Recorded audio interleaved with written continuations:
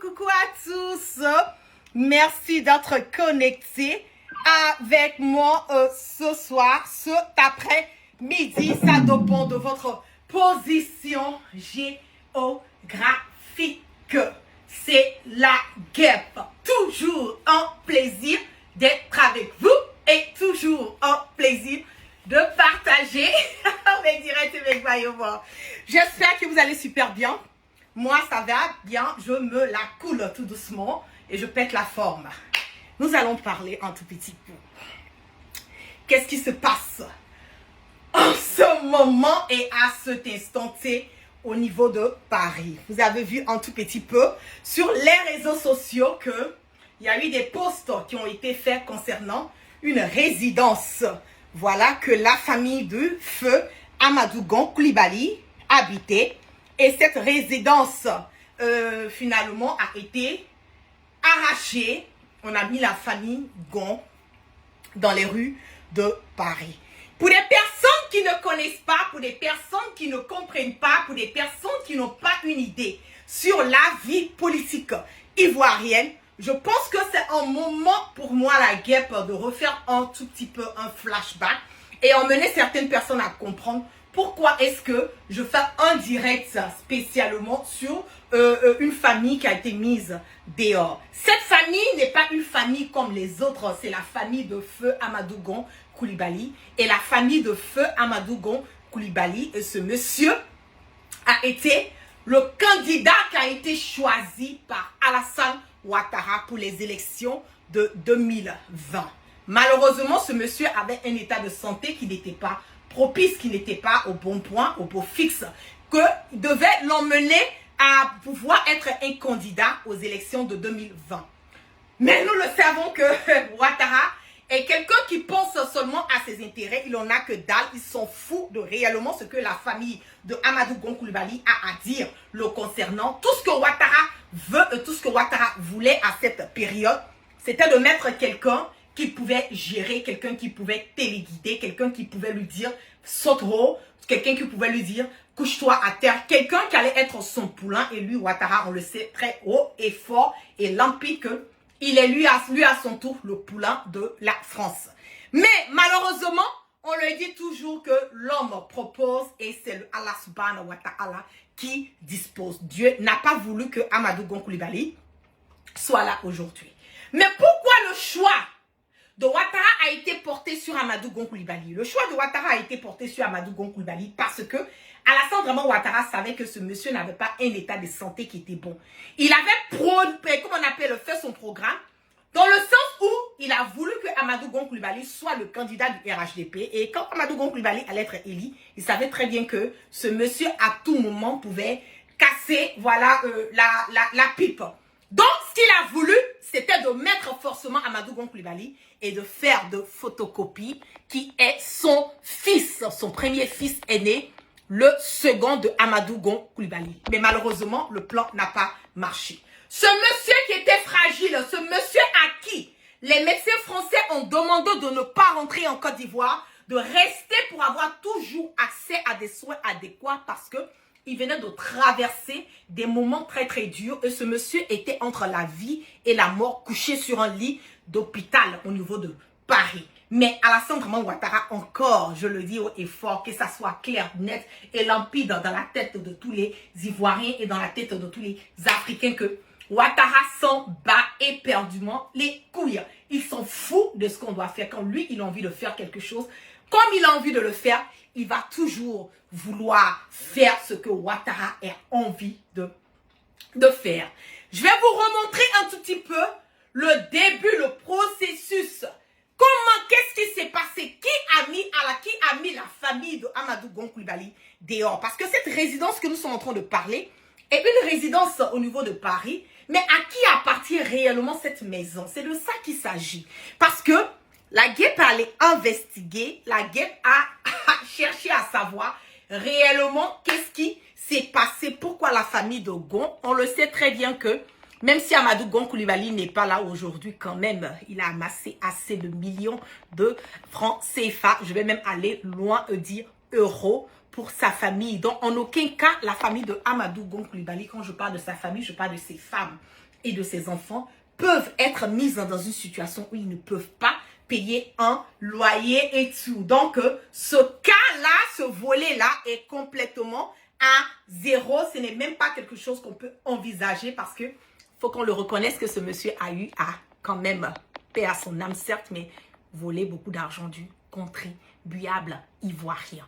Donc, en aucun cas, on peut dire que sa femme et ses enfants, même si, après la mort de Amadou Gon Coulibaly, Alassane Draman Ouattara allait enterrer Amadou Gon Coulibaly, ils s'en foutent de sa famille, ils s'en foutent de la mère, ils s'en foutent de la femme, ils s'en foutent des enfants, ils s'en foutent du neveu, ils s'en foutent éperdument de la famille Gon. Tout ce qu'il avait comme projet pour la famille Gon, c'était de faire de Amadou Gon son poulain, le candidat, le président de la République de Côte d'Ivoire en 2020.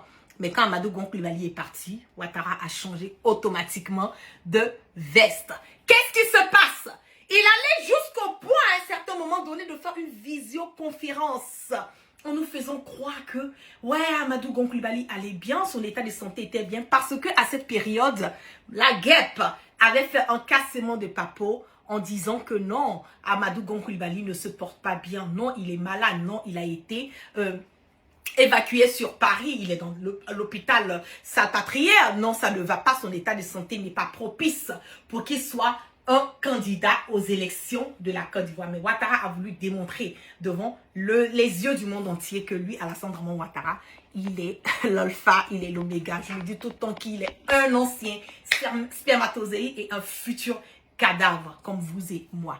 Je vais faire revenir un tout petit peu la visioconférence que Ouattara nous avait fournie à cette période. Monsieur le Président, très heureux. Moi, je suis content de vous voir bien reposé. Oui, tout à fait, Monsieur le Président. Donc, mon programme, c'est du repos et des exercices. Donc, des résultats et nous sommes un peu de famille. Vous avez une certaine étape, vous allez dire qu'il y a une activité gouvernementale relativement chargée, vous à l'intérieur, pour faire face à la crise du Covid-19. Monsieur le Président, oui. Il reste un peu de temps pour nous aider. Nous avons un contrôle qui était prévu, qui arrive, et faire de cette activité. C'est ça. Extrêmement chargée. Oui. Je suis heureux d'avoir eu, grâce à l'occasion, de prendre à Paris de faire. Oui. Dans cette étape. Et ça va bien. Écoutez, moi, j'en suis heureux. Et maintenant, il faut en profiter pour prendre un peu de repos.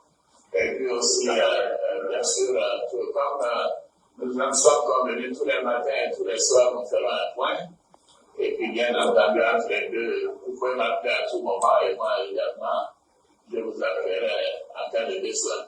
Le président ne fallait pas le conseil des ministres. Nous voulons consacrer la journée de demain à la préparation du Conseil national de sécurité, puisque l'intérieur a repris les activités, je devrais dire, et les choses se passent bien. Donc, il y a le Premier ministre par intérim qui préside la réunion aujourd'hui, et demain, le mesure sera annoncé pour prise d'effet le vendredi 15 en ce qui concerne Abidjan. Au dernier conseil, j'ai eu l'occasion d'informer les ministres que vous vous portez bien et que vous profitez de cette période pour vous reposer. Donc, à très bientôt, sans doute à demain. Merci beaucoup, le président. Merci beaucoup. Et bonne journée. Donc, vous voyez la visioconférence que Alassane Draman Ouattara, qui est devenu malheureusement, voilà, un acteur de Nollywood qui a décidé de nous tourner un film. Voilà, en nous faisant croire que le feu Amadou Gon Coulibaly était en bon état, que tout allait bien chez lui et que voilà, il était en mission au Maroc, alors que tout ce que vous venez de voir tout de suite était un montage de Ouattara parce que la pression était tellement forte sur lui, il fallait trouver des voies et moyens pour donner l'impression que tout allait bien. Voilà, c'est la guêpe qui délirait. C'était Chris Yapi aussi à cette période, voilà, qui rentrait un tout petit peu dans le volé des cassements de papeaux. Ce sont les deux personnes, voilà, qui déliraient. La guêpe raconte sa vie de merde, elle n'a sait rien. De Amadou Gon Coulibaly, il va très bien, tout est bien. Mais je le dis haut et fort que je n'ai aucune raison de venir parler de Amadou Gon Coulibaly à cette période si réellement ce monsieur avait un état de santé qui était ok. Voilà, je ne l'ai pas fait, pas parce que la guêpe avait quelque chose. Je le dis tout le temps que mais le RHDP, certaines des personnes pensent que nous sommes des ennemis. Nous ne sommes pas des ennemis, nous sommes des adversaires politiques. Et quelqu'un qui décide de vouloir être un candidat, et un candidat aux élections présidentielles d'un pays doit se rassurer qu'il est physiquement, moralement, voilà, psychologiquement prêt à pouvoir gérer un pays. Donc la guêpe qui a décidé à cette période d'être la voix des sans-voix, a décidé de faire le cassement de papeau et démontrer encore par A plus B que Alassane Dramane Ouattara est un menteur, est un bandit, un sanguinaire, un imposteur, un grand voyou, voilà, de première classe. Qu'est-ce qui s'est passé après ça? Après ça, voilà, le cassement de papeau a été fait encore par la guêpe où tout le monde entier a su qu'effectivement, Amadou Gon Coulibaly, ça n'allait pas. Mais Ouattara a fait la pression sur ce monsieur pour faire revenir ce monsieur encore en Côte d'Ivoire. Et comment est-ce que les choses se sont passées ce jour-là?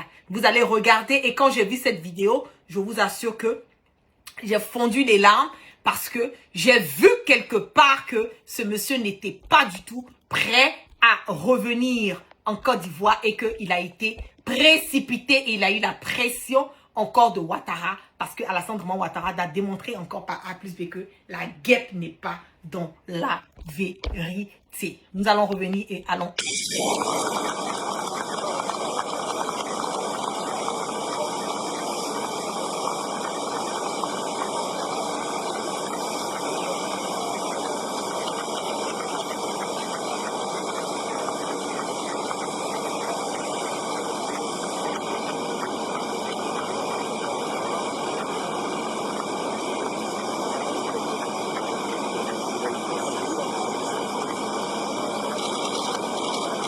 Cela fait 2 mois,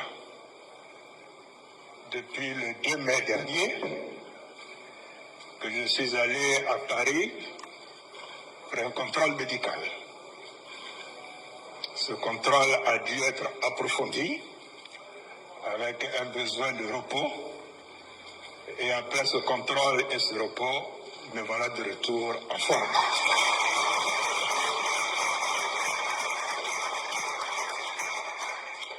Monsieur le Président de la République, pendant ces 2 mois,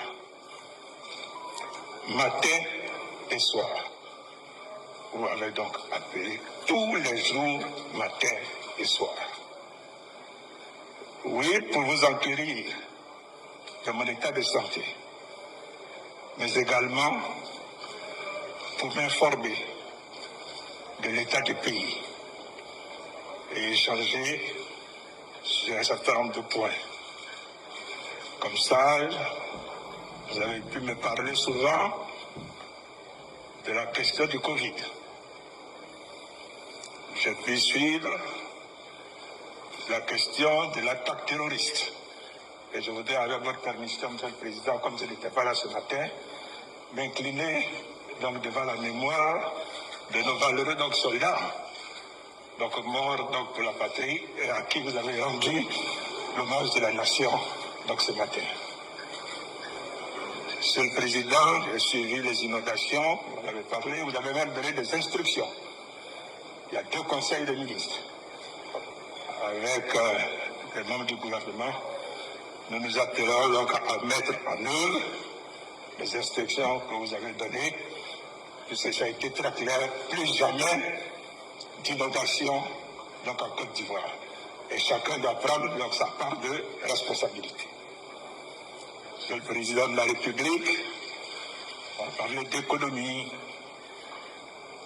Oui, Monsieur le Président, vous ne pouvez pas imaginer ce que ces appels m'ont apporté. Ce que ces appels m'ont apporté comme force et énergie pour pouvoir traverser cette période. Merci, Monsieur le Président.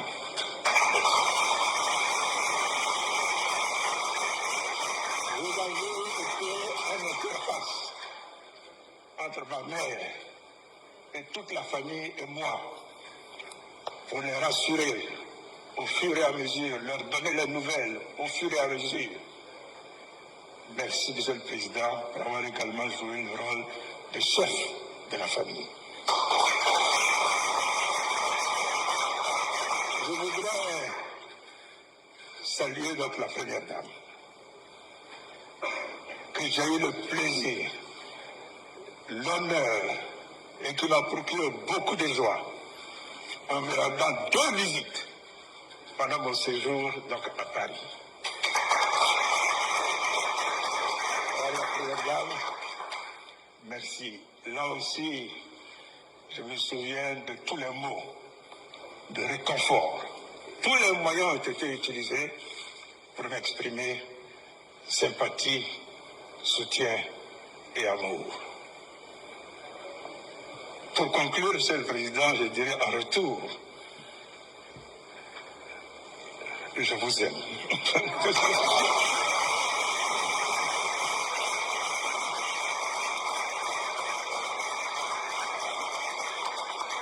je suis de retour pour prendre ma place aux côtés du Président pour continuer l'œuvre de développement et de construction de notre pays, la Côte d'Ivoire.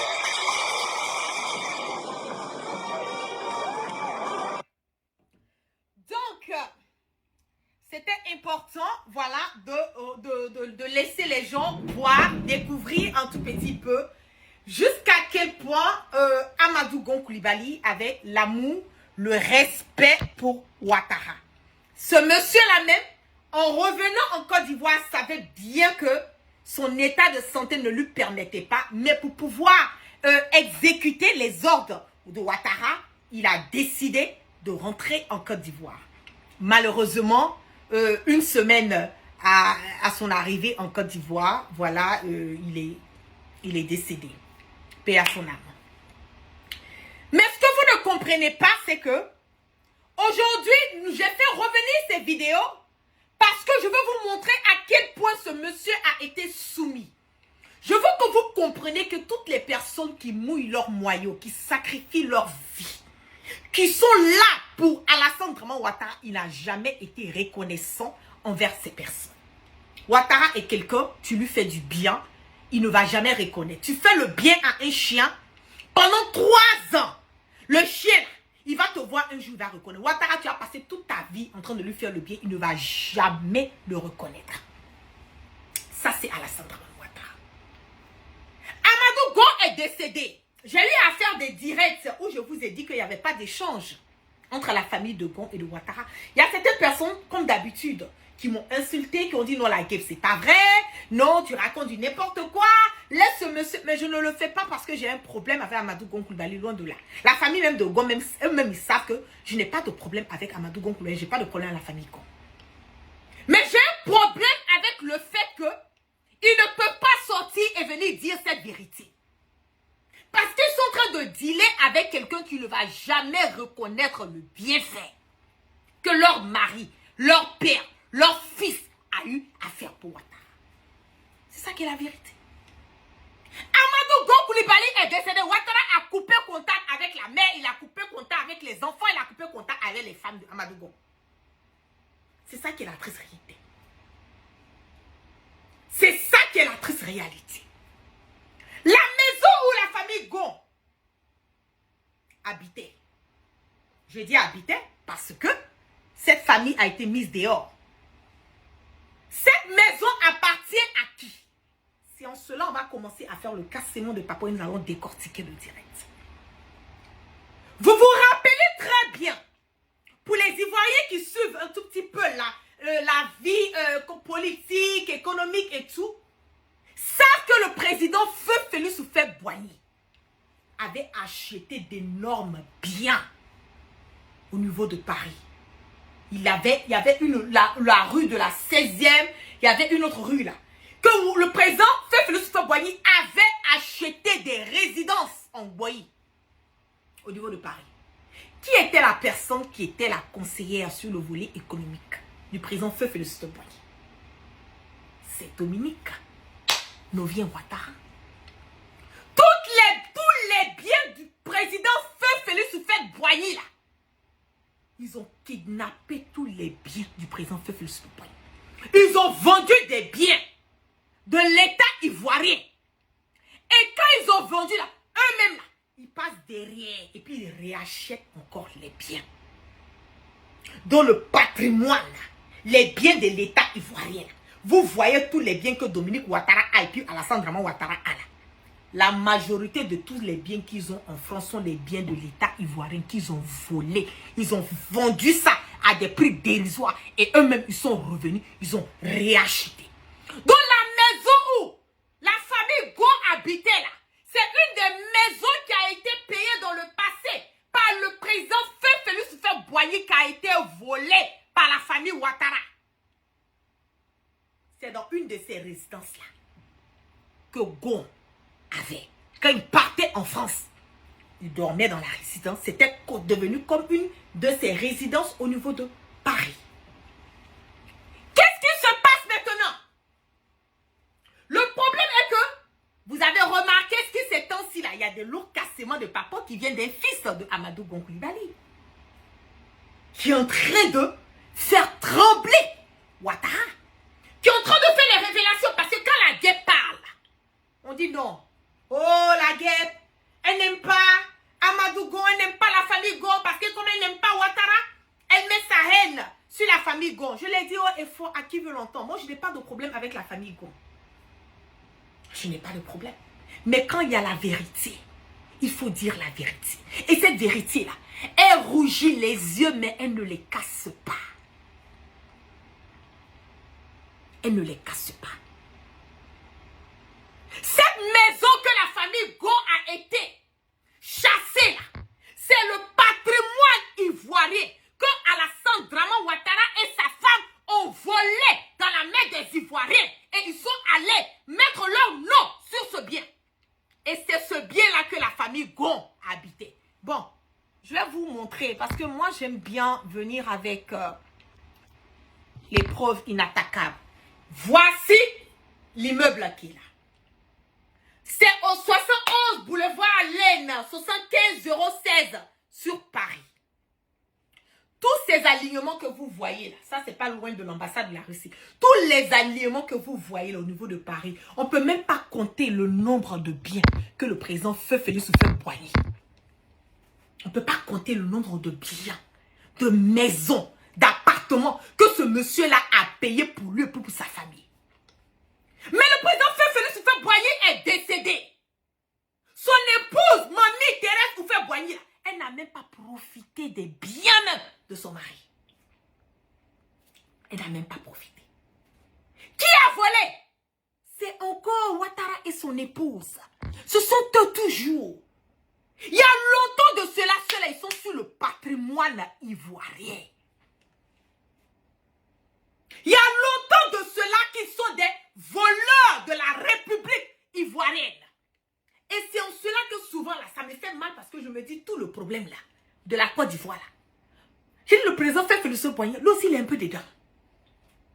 On va dire oui, il a fait la pression de la France parce qu'en ce moment, la Côte d'Ivoire était, voilà, on a connu des problèmes sur le volet économie. Voilà, il y avait la dévaluation à ce temps, tout qui se passait. Donc, il fallait vraiment trouver des voies et moyens. Et puis, la France avait vraiment besoin de trouver quelqu'un, un de leurs poulains, qu'ils allaient mettre là pour gérer, pour continuer à voler. Parce qu'on savait que le président Feu Félix Houphouët-Boigny était vieux. Il était malade.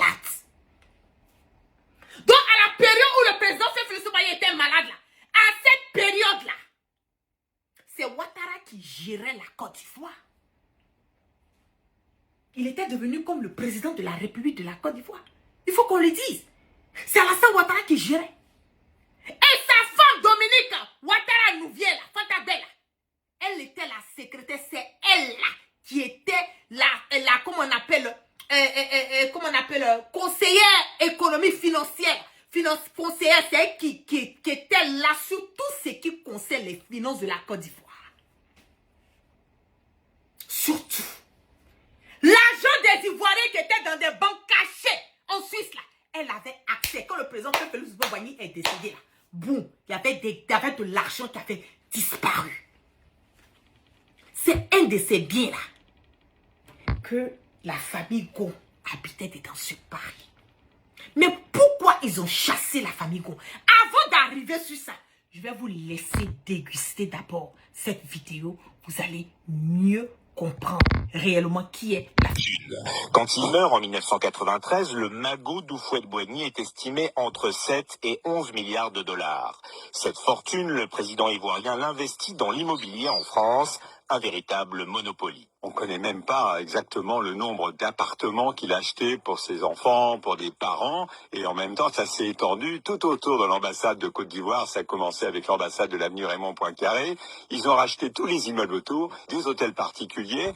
Il allait beaucoup à Marne-la-Coquette où il avait acheté 17 villas. Enfin, il était l'un des principaux propriétaires de l'immobilier parisien. C'était vraiment impressionnant. L'argent est placé dans des coffres en Suisse, essentiellement à la banque UBS, de l'argent qui suscite beaucoup de convoitises dans l'entourage du président ivoirien, un pillage de son héritage, estime l'avocat de la veuve d'Houphouët-Boigny, Jean-Paul Baduel. Elle a été totalement écartée de la succession. Il y a eu des courtisans qui ont utilisé des procurations, voire des fausses signatures, pour détourner les fonds ou pour faire fonctionner les comptes suisses, parce que c'est extraordinaire. Vous êtes mort et les comptes continuent à fonctionner, envoyer de l'argent à gauche à droite. Il faudrait des explications précises. À partir des années 80, c'est une Française, Dominique Folloroux, qui gère ce patrimoine colossal à la tête d'une agence immobilière AICI, implantée en France et en Afrique. Sa gestion intrigue un ancien conseiller du président Gbagbo, Bernard Houdin, qui dit avoir retrouvé la trace de virements effectués depuis un compte UBS d'Houphouët-Boigny. Il y a à peu près l'équivalent de 24 millions de francs français qui sont transférés entre le compte d'Houphouët-Boigny et le compte de Madame Folloroux à l'époque. Et d'ailleurs sur des comptes qui sont ou à Sanary, c'est-à-dire en France, ou à Monaco, ou directement à Genève, à la société de Banque Suisse. Si c'est la rémunération de ces activités de gestionnaire des comptes du patrimoine d'Houphouët-Boigny, pourquoi ça atterrit sur son compte personnel et pas celui de l'entreprise qui gère? Au début des années 90, Dominique Folloroux épouse Alassane Ouattara, l'actuel président ivoirien. L'influente femme d'affaires Dominique Ouattara est donc devenue la première dame de Côte d'Ivoire. Contacté, son responsable de la communication a refusé de répondre à nos questions. Ok. Je vois un commentaire ici qui dit, et je cite, mais ça veut dire que la famille Gon n'avait plus droit à y rester puisque Gon n'est plus au gouvernement. Mais c'est que vous n'avez pas compris. La maison, là, c'est normalement le patrimoine ivoirien. Mais la maison a été volée par la famille Ouattara. Donc la maison même n'appartient pas à la Côte d'Ivoire. Si la maison appartenait à la Côte d'Ivoire, on allait dire oui, voilà, Gon n'est pas là. Voilà, tout et tout, il est parti. Mais maintenant, on doit quand même laisser, voilà, dire à sa famille de partir parce que, bon, c'était une maison de fonction. Mais ce n'est pas le cas. La maison dont je parle là, c'est une maison du président Feu Félix Houphouët-Boigny qui a été volée, vendue et réachetée par Dominique Ouattara et son époux. Donc la maison la porte le nom de Dominique Ouattara et de son époux. C'est comme si moi j'ai une maison. Voilà. C'est comme si moi j'ai une maison. Bon, une maison, à Miami. J'ai une maison à Miami. N'est-ce pas? Bon, maintenant la maison là, je mets quelqu'un dedans. Parce que je suis amie avec la personne, mais la maison m'appartient. L'appartement m'appartient. Maintenant, il y a des embrouilles entre nous. Je dis à la personne part. Parce que le fils Gon a commencé à faire des cassements de papeaux. Et c'est ça que la famille Ouattara et puis son épouse ne peuvent pas accepter. Donc, ils ont décidé de vider la famille Gon. De vider l'épouse de Gon et de ses enfants. Décider de le mettre dehors. Sinon, c'est pas une maison de la famille Ouattara. C'est une maison comment on appelle, des Ivoiriens. C'est un patrimoine ivoirien. Si la maison était vraiment un patrimoine ivoirien, normalement, là, depuis qu'Amadou Gon Coulibaly est décédé, là, depuis 2020. N'est-ce pas? Depuis 2020, il est décédé. 2019, pardon. 19 ou 20, je ne sais même plus. Qu'il est décédé. Normalement, là, si c'est une maison de fonction, quelques mois après, 6 mois après ou plus, le temps est plus faire son truc de vévage et tout. Plus les musulmans, c'est près quoi? 4 mois, ou considérons 5 mois. Normalement, après les 5 mois, là, on allait lui dire, ah, voilà, tout et tout. Essaie de libérer la maison pour que ça soit, voilà, une autre personne qui ait accès à ça parce que c'est une maison pour comment on appelle les autorités ou bien pour un premier ministre ou bien en tout cas pour une autorité ivoirienne. Quand ils vont à Paris, c'est la personne qui doit rester là-bas ou bien c'est le prochain premier ministre qui a droit à cette maison parce que c'est une maison de fonction.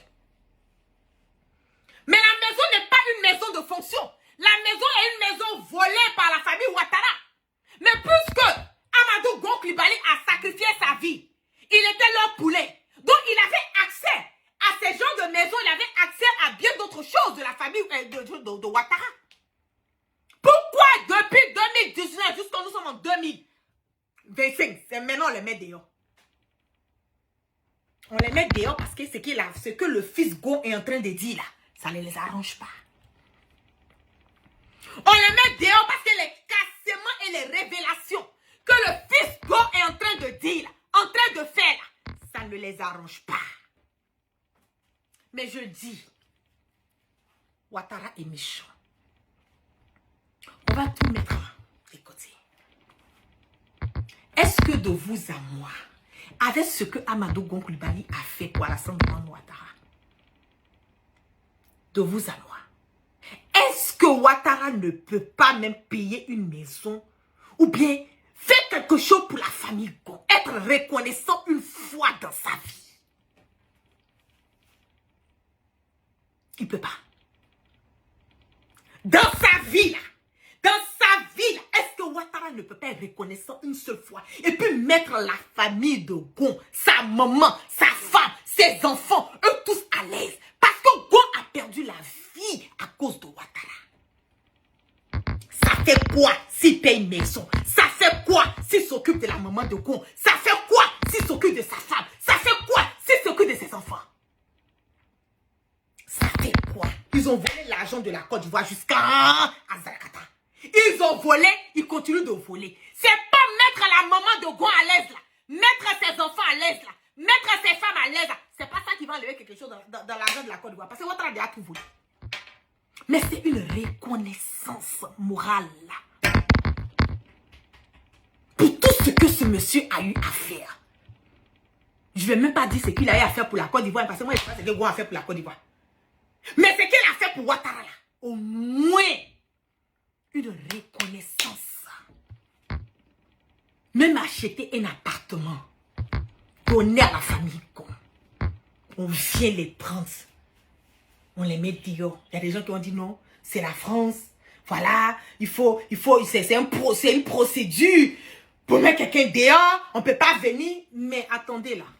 Si Alassane Dramane Ouattara peut activer son réseau pour faire rapatrier un Ivoirien avec la complicité de ce Macron là, vous pensez que c'est prouver des papiers rapidement pour mettre quelqu'un dehors là qui ne peuvent pas le faire? Ne les sous-estimez pas sur ce volet. Hein.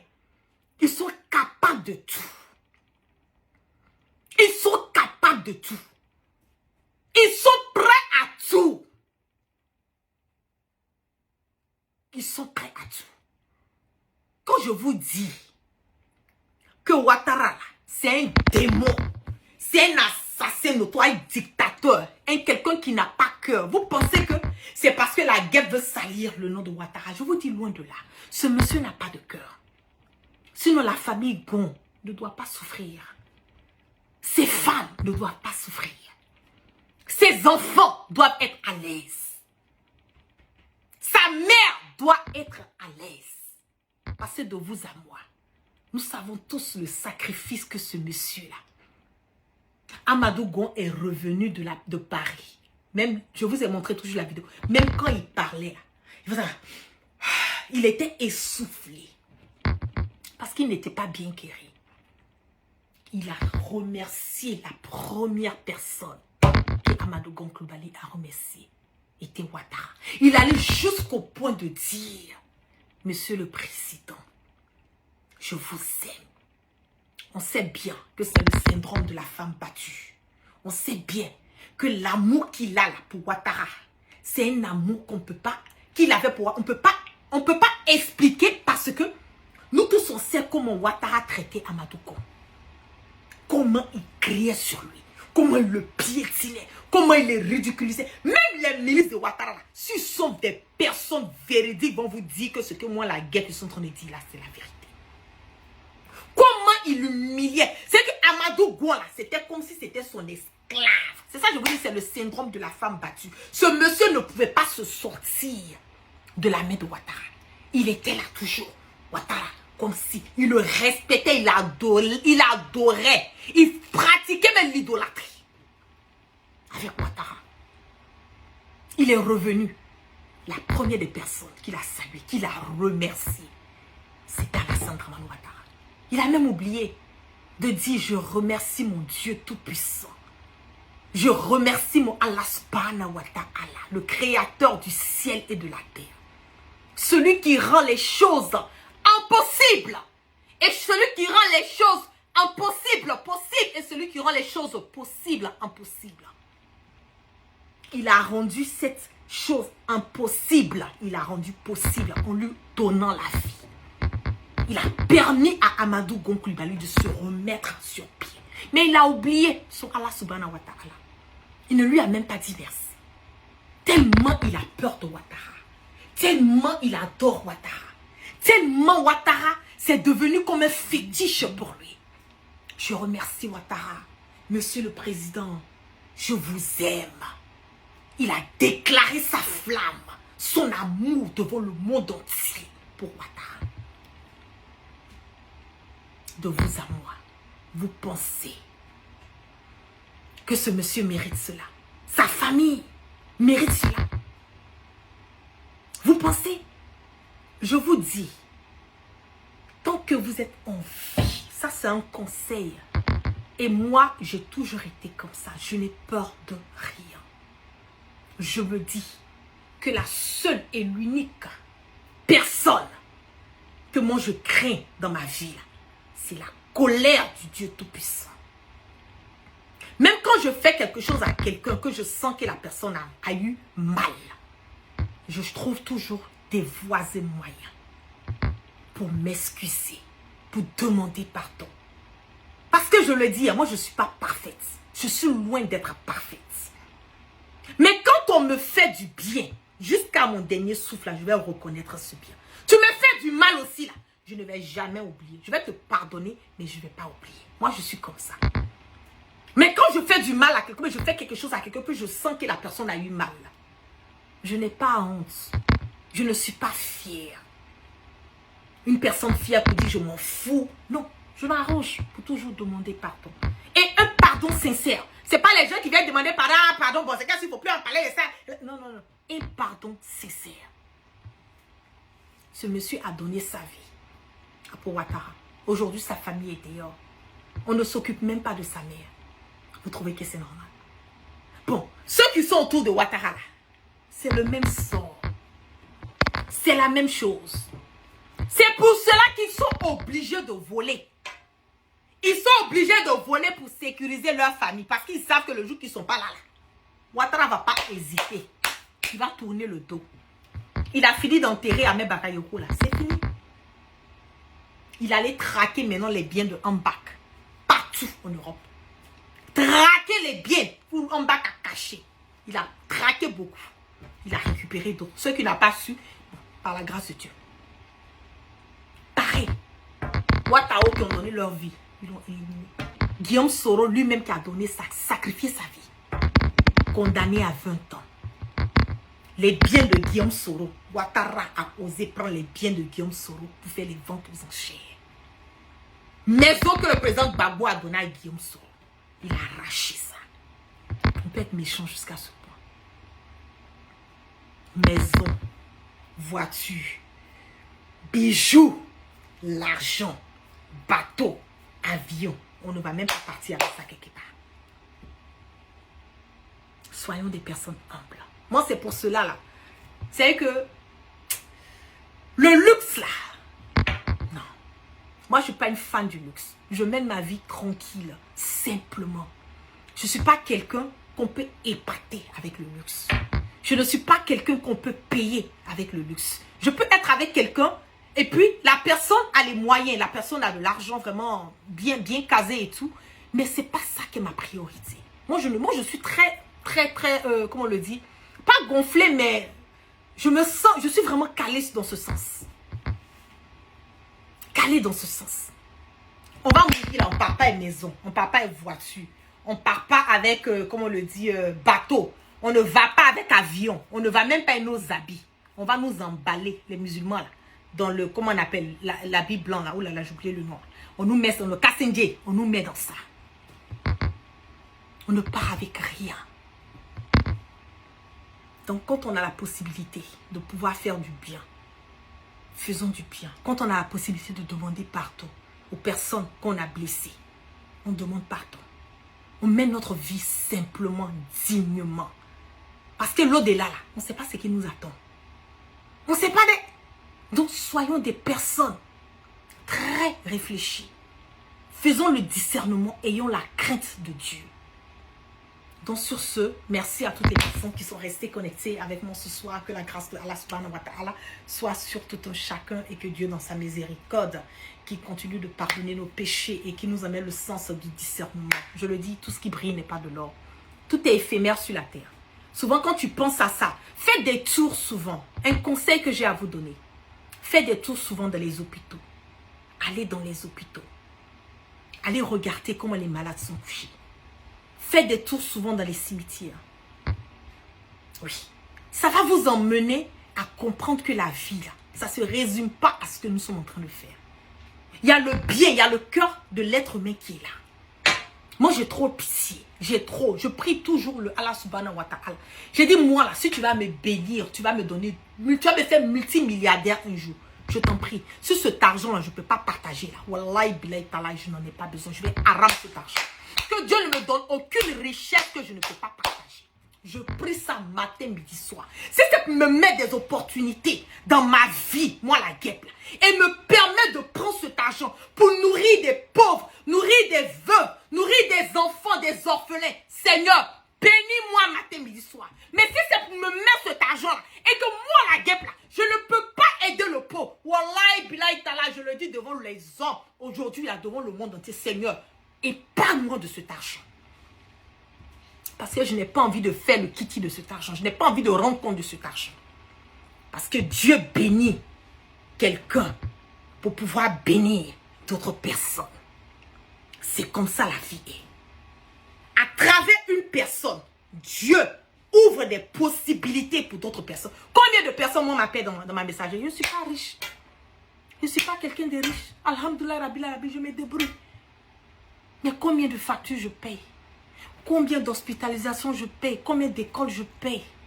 Les choses que je fais là, c'est pas tout que je montre sur Facebook. Souvent, je montre ça pour mener les gens à comprendre que faites un peu quand vous pouvez. Mais dans le cachet là, Dieu seul sait. Et je remercie le bon Dieu de me donner toujours la force et le courage de pouvoir aider mon semblable. Parce que c'est pas quand la personne, n'attendez pas que la personne meure pour aller faire des funérailles.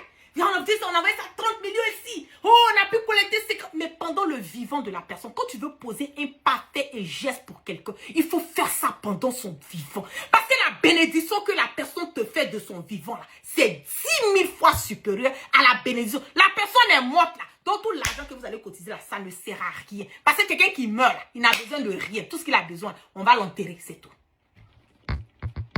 Mais quand tu poses un parfait et geste dans la vie de quelqu'un de son vivant, et puis il te fait de ses bénédictions, wallahi billahi talahi. Toi-même tu es là, tu sors de ces situations, tu te demandes, tu dis, mais Seigneur, comment je me suis arrangé pour essayer de sortir de ça? Il y a des choses qui arrivent dans ta vie, mais tu ne comprends pas. Et puis tu sors, tu vas donc glorifier, tu dis, mais ce sont les bénédictions là, c'est ça.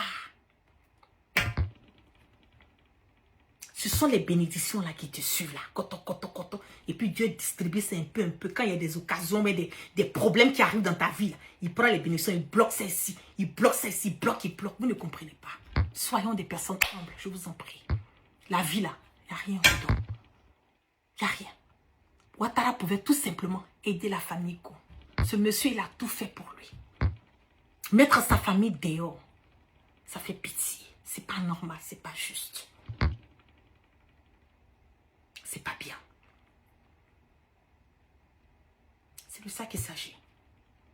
Merci à tous. Je pense que je suis allée un peu au-delà du temps limité, mais bon, de temps en temps, l'inspiration rentre en jeu, donc on dit ce qu'on a sur le cœur. Vraiment que Dieu continue de nous bénir, qu'il continue de nous élever, qu'il fasse de vous des multimilliardaires qui vont pouvoir partager leur bien avec les pauvres. Sur ce, je vous claque plein de bisous. Vous passez une excellente journée, un bon week-end. Et puis, on est à plus. Peace out. La première chose, abonnez-vous à cette page. Cliquez sur le bouton s'abonner qui s'affiche juste en bas. Et la deuxième chose, cliquez sur la cloche de notification pour ne rater aucune des vidéos que je publie ici très régulièrement. Retrouvez KDV Africa sur YouTube, Facebook, TikTok.